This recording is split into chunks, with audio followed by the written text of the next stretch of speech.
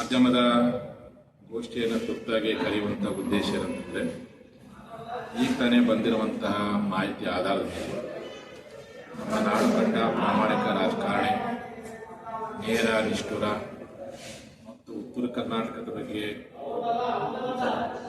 ಹಿಂದೂ ಸಮುದಾಯದ ಜಾಗೃತಿ ಬಗ್ಗೆ ಯಾವುದೇ ಪಕ್ಷದಲ್ಲಿ ನೇರವಾಗಿ ಮಾತನಾಡುವಂಥ ಈ ನಾಡಿನ ಏಕೈಕ ವ್ಯಕ್ತಿ, ವಿಜಯಪುರದ ಶಾಸಕರು, ಕೇಂದ್ರದ ಮಾಜಿ ಸಚಿವರಾಗಿರ್ತಕ್ಕಂಥ ಬಸವನ ಪಾಟೀಲ್ ಯತ್ನಾಳ್.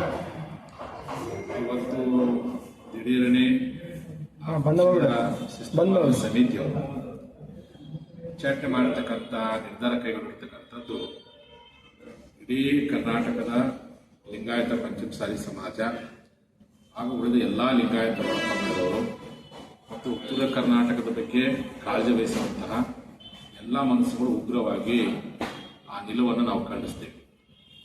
ಕಾರಣ, ಬಸವನ ಪಾಟೀಲ್ ಯತ್ನಾಳ್ ಅವರು ಯಾವತ್ತೂ ಸಹ ಪಕ್ಷ ವಿರೋಧ ಚಟುವಟಿಕೆ ಮಾಡಿಲ್ಲ. ಅವರು ಎಂದೂ ಸಹ ಸನ್ಮಾನ್ಯ ಪ್ರಧಾನಮಂತ್ರಿಗಳ ಬಗ್ಗೆ ಆಗಿರ್ಬೋದು, ಆ ಪಕ್ಷದ ವರಿಷ್ಠರ ಬಗ್ಗೆ ಆಗಿರ್ಬೋದು, ಎಲ್ಲಿ ಸಹ ತಪ್ಪಾಗಿ ಹೇಳಿಕೆ ಕೊಟ್ಟಿಲ್ಲ. ಅಥವಾ ಅವರದೇ ಪಕ್ಷದ ಸಿದ್ಧಾಂತ ಹಿಂದುತ್ವ ವಿರುದ್ಧವಾಗಿ ಸಹ ಎಂದು ಹೇಳಿಕೆ ಕೊಟ್ಟಿಲ್ಲ. ಆ ಪಕ್ಷದ ವಿಚಾರಗಳ ವಿರುದ್ಧವಾಗಿ ಸಹ ಎಂದು ಹೇಳಿಕೆ ಕೊಟ್ಟಿಲ್ಲ. ಇಷ್ಟೆಲ್ಲ ಇದ್ದಾಗಿಯೂ ಅವರ ರಾಜಕೀಯ ನಾಯಕತ್ವವನ್ನು ಬರುವಂಥದಿಂದಲೇ ಈ ರಾಜ್ಯದ ಪ್ರಮುಖವಾಗಿರ್ತಕ್ಕಂತಹ ರಾಜಕೀಯ ನಾಯಕತ್ವದ ಹುದ್ದೆಯನ್ನು ಏರ್ತನ್ನುವಂಥ ಒಂದೇ ಒಂದು ಕಾರಣಕ್ಕೋಸ್ಕರವಾಗಿ ಇವತ್ತು ಕಾಣಾಡಂಥ ಶಕ್ತಿಗಳು, ಕಾಣಾಡಂಥ ದುಷ್ಟ ವ್ಯಕ್ತಿಗಳು ಇವತ್ತು ಬಸವನ ಪಾಟೀಲ್ ಅವರನ್ನು ಉಚ್ಚಾಟನೆ ಮಾಡಲಿಕ್ಕೆ ಪರೋಕ್ಷವಾಗಿ ಕಾರಣವಾಗಿದೆ ಎನ್ನುವಂಥ ಮಾತನ್ನು ಈ ಸಂದರ್ಭದಲ್ಲಿ ಇಚ್ಛೆಪಡ್ತೀನಿ.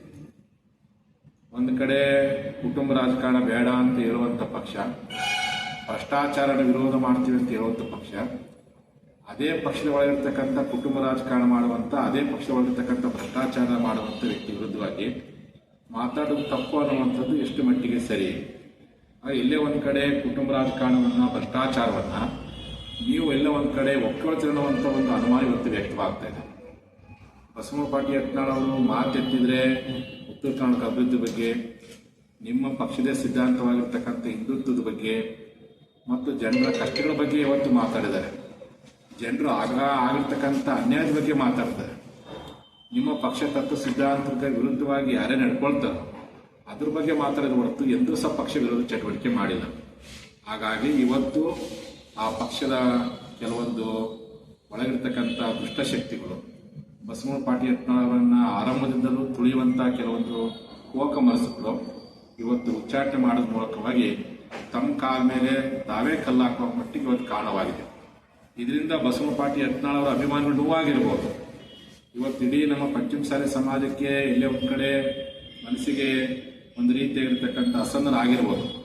ಆದರೆ ಈ ಅಸಮಾಧಾನ ನಮ್ಮ ಸಮಾಜಕ್ಕೆ ಮಾತ್ರ ಆಗಿಲ್ಲ, ಪರೋಕ್ಷ ನಿಮ್ಮ ಪಕ್ಷಕ್ಕೆ ಬಹಳ ದೊಡ್ಡ ಹಿನ್ನಡೆ.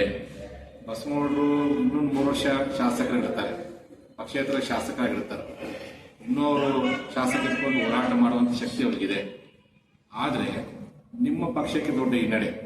ಈಗಾಗಲೇ ಕಳೆದ ಬಾರಿ ನಿಮ್ಮ ಪಕ್ಷದ ಒಳಗಿರ್ತಕ್ಕಂಥ ಮಾಜಿ ಮುಖ್ಯಮಂತ್ರಿ ಯಡಿಯೂರಪ್ಪನವರು ಲಿಂಗಾಯತ ಪಂಚಮಸಾಲಿ ಸಮುದಾಯಕ್ಕೆ ಮೀಸಲಾತಿಯನ್ನು ಅವರ ಅವಧಿಯಲ್ಲಿ ಕೊಟ್ಟ ಮಾತಂತೆ ಕೊಡಲಿಲ್ಲ ಅನ್ನೋ ಕಾರಣಕ್ಕೋಸ್ಕರವಾಗಿಯೇ ನಮ್ಮ ಜನ ಅಸಮಾಧಾನಗೊಂಡು ನಿಮಗೆ ಯಾವ್ಯಾವ ಸಂದರ್ಭದಲ್ಲಿ ಯಾವ್ಯಾವ ರೀತಿ ಪಾಠ ಕಲಿಸೋದಂತ ನಿಮಗೆಲ್ಲ ಗೊತ್ತಿರ್ತಕ್ಕಂಥ ಸಂಗತಿ.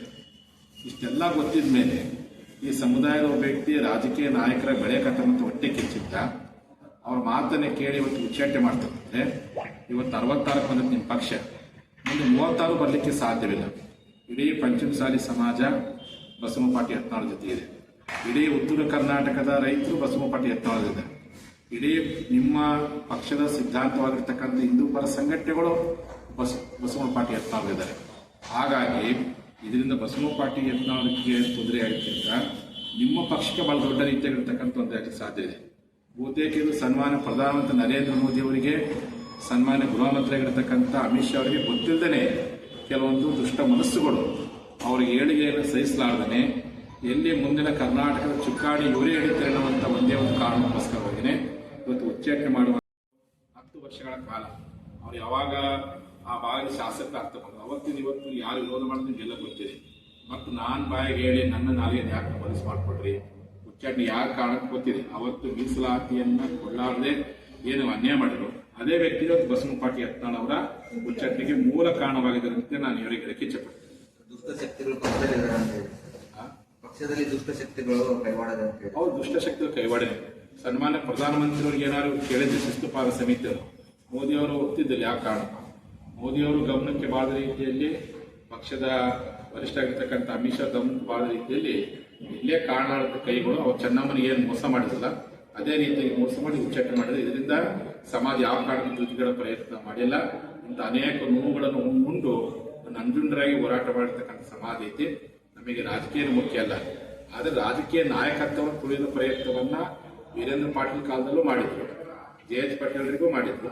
ಇವತ್ತು ಬಸವನಗೌಡರು ಮುಂದೆ ಎಲ್ಲಿ ರಾಜ್ಯದ ಪ್ರಮುಖವಾದಂಥ ಹುದ್ದೆಯನ್ನು ಅಲಂಕರಿಸಿರುವಂಥ ಒಂದೇ ಒಂದು ಕಾರಣಕ್ಕೋಸ್ಕರವಾಗಿ ಇವತ್ತು ಉಚ್ಚಾಟನೆ ಮಾಡುವಂಥ ಕೆಟ್ಟ ತೀರ್ಮಾನ. ಇದರಿಂದ ನಮ್ಮ ಸಮಾಜಕ್ಕೆ ಲಾಸ್ ಅಲ್ಲ, ಬಸವನಗೌಡರ ಲಾಸ್ ಅಲ್ಲ, ಇದು ಅವ್ರ ಪಕ್ಷಕ್ಕೆ ಬಹಳ ದೊಡ್ಡ ಡ್ಯಾಮೇಜ್ ಅಂತ ಹೇಳಿಕೆ ಇಚ್ಛೆಪಡ್ತೀನಿ.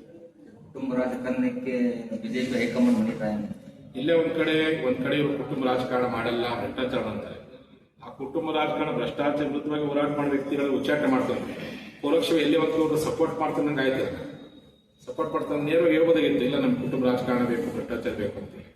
ವೇದಿಕೆ ಮೇಲೆ ಹೇಳುವಂತ ಮಾತುಗಳು ಬೇರೆ ಆಗಿದೆ. ಕರ್ಕೊಂಡು ಮಾಡಿ ಉಚ್ಚಾಟನೆ ಮಾಡಿ ನೋಡಿದ್ರೆ ಪರೋಕ್ಷವಾಗಿ ಎಲ್ಲಿ ಒಂದು ಕುಮ್ಮಕ್ ಕೊಡ್ತಿರುವಂತ ಅನುಮಾನ ವ್ಯಕ್ತವಾಗ್ತದೆ. ರಾಜ್ಯಾದ್ಯಂತ ಪಂಚಮಸಾಲಿ ಬಂದು ಫೋನ್ ಮಾಡಕತ್ತಾರೆ, ನಾವು ಪ್ರತಿಕೂಲ ದಾರ ಮಾಡ್ತೀವಿ ಸ್ವಾಮೀಜಿ, ನಾವು ಹಂಗೆ ಮಾಡ್ತೀವಿ ಯಾರಿಗೇನು ಕರೆ ಕೊಟ್ಟಿಲ್ಲ. ನಾಳೆ ಮಧ್ಯಾಹ್ನ 1 ಗಂಟೆಗೆ ನಾವು ತುರ್ತು ಸಭೆ ಕರೆದಿವಿ ಬೆಳಗಾವಿ ಗಾಂಧಿ ಭವನದಲ್ಲಿ. ಅದ್ರ ಕುತ್ಕೊಂಡು ಚರ್ಚೆ ಮಾಡಿಕೊಂಡು ಯಾವ ರೀತಿ ಹೋರಾಟ ಮಾಡಬೇಕು, ಯಾವ ರೀತಿಯಾಗಿ ಅನ್ಯಾಯದ ವಿರುದ್ಧ ಇವತ್ತು ನನಗೆ ಅನ್ಯಾಯ ಇದೆ, ನೀವು ಹೆಂಗೆ ಹೋರಾಟ ಮಾಡಕ್ಕೆ ಕುತ್ಕೊಂಡು ಚರ್ಚೆ ಮಾಡ್ತೀವಿ. ಬಟ್ ನಮ್ಮ ಸಮಾಜ ಮಾತ್ರ ನಮ್ಮ ಹೋರಾಟ ಜೊತೆ ನಿರಂತರವಾಗಿ ಅದಾರ. ಅವ್ರ ಪಕ್ಷದ ಅಧಿಕಾರದ ಅಂಗನ ಮೀರಿ ನಮ್ಮ ಹೋರಾಟ ಬೆಂಬಲ ಕೊಟ್ಟ ಕಾರಣಕ್ಕೆ ಬಸವನಪಾಟಿ ಯತ್ನಾಳ್ ಜೊತೆಲಿ ಅವ್ರ ಕಷ್ಟಕ್ಕಾದ್ರೆ ನಾವೆಲ್ಲ ಅವ್ರ ಜೊತೆ ಇರ್ತೀವಿ ಅನ್ನುವಂಥ ಮಾತನ್ನ ನೇರವಾಗಿ ಹೇಳ್ತೀನಿ. ಸನ್ಮಾನ ಅಮಿತ್ ಶಾ ಅವರಿಗೆ ನಾವು ಮನವಿ ಮಾಡ್ಕೊಡ್ತೀನಿ, ಪಂಚಮಸಾಲಿ ಸಮಾಜ ಯಾವತ್ತು 80% ಪಕ್ಷದ ಜೊತೆಗೆ ಇದೆ. ಅದು ನಿಮ್ಮ ಪಕ್ಷ ಇವತ್ತು ನಮ್ಮ ಸಮುದಾಯಕ್ಕೆ ಯಾವುದೇ ಉತ್ತಮವಾಗಿರ್ತಕ್ಕಂಥ ಅವಕಾಶ ಕೊಟ್ಟಿಲ್ಲ. ಆದರೂ ಅನ್ಯಾಯವನ್ನು ಸರಿಪಡಿಸಿಕೊಂಡು ನಿಮ್ಮ ಮೇಲೆ ನಂಬಿಕೆ ಇಟ್ಕೊಂಡು ಈ ಸಮಾಜ ಜೊತೆಗಿದೆ. ಈ ಸಮುದಾಯದ ಮುಂಚೂಣಿ ನಾಯಕರನ್ನ ತುಳಿಯುವಂಥ ಪ್ರಯತ್ನವನ್ನು ಉಚ್ಚಾಟ ಮಾಡೋ ಪ್ರಯತ್ನ ಕೆಟ್ಟ ತೀರ್ಮಾನ ತೆಗೆದುಕೊಂಡಿಲ್ಲ. ಕರ್ನಾಟಕದಲ್ಲಿ ನಿಮ್ಮ ಪಕ್ಷಕ್ಕೆ ಬಹಳ ದೊಡ್ಡ ಹಿನ್ನಡೆ ಆಗುವಂಥ ಸಾಧ್ಯತೆ ಇದೆ ಎನ್ನುವಂಥ ಎಚ್ಚರಿಕೆ ಮಾತು ಹೇಳಕ್ಕೆ ಇಚ್ಛೆ ಪಡ್ತೀನಿ. ಆ ಹಿನ್ನೆಲೆ ಒಳಗೆ ಬಸವನಪಾಟಿ ಯತ್ನಾಳ್ ಜೊತೆಯಲ್ಲಿ, ಯಾಕಂದ್ರೆ ನಮ್ಮ ಹೋರಾಟಕ್ಕೆ ನಿಸ್ವಾರ್ಥ ದುಡಿದಾರೆ. ಅವ್ರಿಗೆ ಎಷ್ಟೇ ಕಷ್ಟ ಬಂದು ಎಷ್ಟೇ ತೊಂದರೆ ಬಂದು ಪಕ್ಷದ ಅಂಗನ ತುಳಿದು ಅವ್ರು ಇವತ್ತು ಹೋರಾಟಕ್ಕೆ ನಮಗೆ ದುಡಿದಿರಕ್ಕಂತ ಹಿನ್ನೆಲೆ ಒಳಗೆ ನಮ್ಮ ಸಮಾಜ ಸಹ ಅವರ ಕಷ್ಟ ಕಾಲದಲ್ಲಿ ಅವ್ರ ಜೊತೆಗಿಡ್ತೇವೆ. ಅವ್ರು ತುತ್ತಿಗಿಡುವಂತ ಅವಶ್ಯಕತೆ ಇಲ್ಲ. ನಮ್ಮ ಸಮಾಜಕ್ಕೆ ಯಾರು ಅನ್ಯಾಯ ಮಾಡ್ತಾರೆ ಆ ಎಲ್ಲಾ ಪಕ್ಷಗಳ ಸಮಾನತರ ವಿರೋಧ ಮಾಡ್ತೀವಿ. ಇನ್ನು ಲಾಠಿ ಚಾರ್ಜ್ ಮಾಡಿರ್ತಕ್ಕಂಥ ಕಾಂಗ್ರೆಸ್ ಪಕ್ಷ ಇರ್ಬೋದು, ಇದು ಬಸವನಪಾಟಿ ಯತ್ನಾಳ್ ಉಚ್ಚಾಟನೆ ಮಾಡತಕ್ಕಂಥ ಬಿಜೆಪಿ ಪಕ್ಷ ಇರ್ಬೋದು, ಯಾರ್ಯಾರ ಸಮಾಜಕ್ಕೆ ಸಾಮಾಜಿಕ ನ್ಯಾಯಕ್ಕೋಸ್ಕರವಾಗಿ ನಮ್ಮ ಸಮಾಜ ನಾಯಕತ್ವ ಪ್ರಯತ್ನ ಯಾವುದೇ ಇದೆ ಅಂತ ಸಮಾಜ ಬಹಳ ಗಂಭೀರವಾಗಿ ಅವ್ರ ನಡೆಗಳನ್ನು ನಾವು ಗಮನಿಸ್ತಿದ್ದೀವಿ. ಸೂಕ್ತ ಸಂದರ್ಭದಲ್ಲಿ ಸೂಕ್ತವಾಗಿರ್ತಕ್ಕಂಥ ಉತ್ತರವನ್ನು ಕೊಡಲಿಕ್ಕೆ ಇಚ್ಛೆ ಪಡ್ತೇವೆ. ಆ ಕಾರಣಕ್ಕೋಸ್ಕರವಾಗಿ ಯತ್ನಾಳ್ ಯಾವ ಕಾರಣಕ್ಕೂ ಅವರಂತೂ ದುಡ್ಡುಗಳಲ್ಲ. ಅವ್ರು ಹೇಳ್ಬಿಟ್ಟಾರೆ, ಟ್ವೀಟ್ ಮಾಡಿದ್ದಾರೆ, ಸತ್ಯಮೇವ ಜಯತೆ ಅಂತೇಳಿ. ಇದು ದುಷ್ಟರ ಕಾಲ ಅಂತೇಳಿ, ಸತ್ಯವಂತರ ಕಾಲ ಅಲ್ಲ. ಆದ್ರೆ ಒಂದಲ್ಲೊಂದು ಸತ್ಯವಂತರ ಕಾಲ ಬಂದೇ ಬರುತ್ತೆ. ಆ ಪರಮಾತ್ಮ, ಆ ಪ್ರಕೃತಿ ಒಳ್ಳೆ ಜನರಿಗೆ ಒಳ್ಳೆ ಕಾಲ ಕೊಟ್ಟೇ ಕೊಡುತ್ತೆ. ಆದ್ರೆ ನಮ್ಮ ಹೋರಾಟಕ್ಕೆ ಅವ್ರು ನಿಸ್ವಾರ್ಥವಾಗಿ ದುಡಿದ ಪರಿಣಾಮ ಕಷ್ಟ ಕಾಲದಲ್ಲಿ ಅವರಿಗೆ ನಾವೆಲ್ಲರೂ ಬೆಂಬಲ ಕೊಡ್ತೀವಿ. ಅವ್ರು ತೆಗೆದುಕೊಳ್ಳುವಂತ ಯಾವುದೇ ತೀರ್ಮಾನಕ್ಕೂ ನಮ್ಮ ಸಮಾಜ ಅವ್ರ ಜೊತೆ ಇರುತ್ತೆ ಅನ್ನುವಂಥ ಮಾತಲಿಕ್ಕೆ ಇಚ್ಛೆ ಪಡ್ತೀನಿ.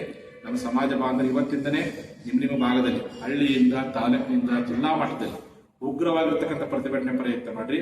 ಬಸವನಪಾಟಿ ಯತ್ನಾಳ್ ಅವರನ್ನ ಯಾರು ತುಳಿದಾರೋ, ಯಾರು ಇವತ್ತು ಉಚ್ಚಾಟನೆ ಮಾಡಲಿಕ್ಕೆ ಪ್ರಯತ್ನ ಪಟ್ಟರೋ, ಯಾರು ನಿಮ್ಗೆಲ್ಲ ಗೊತ್ತಿದೆ ಅಂತ ವಿರುದ್ಧ ಹೋರಾಟ ಮಾಡೋ ಪ್ರಯತ್ನ ಮಾಡ್ರಿ.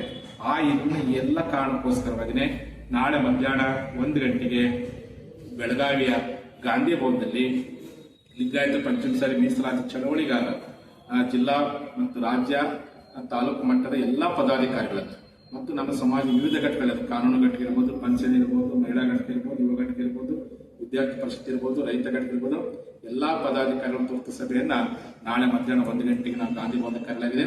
ಅಲ್ಲಿ ಕುತ್ಕೊಂಡು ಮುಂದಿನ ಹೋರಾಟವನ್ನು ಉಗ್ರವಾಗಿ ಹೋರಾಟ ಮಾಡುವಂತ ತೀರ್ಮಾನವನ್ನ ತೆಗೆದುಕೊಳ್ತೀವಿ ಅನ್ನುವಂಥ ಮಾತನ್ನು ಇವತ್ತು ಮಾಧ್ಯಮದ ಮೂಲಕವಾಗಿ ನಾನು ಹೇಳಿಕೆ ಇಚ್ಛೆ ಪಡ್ತಾ 2 ಮಾತು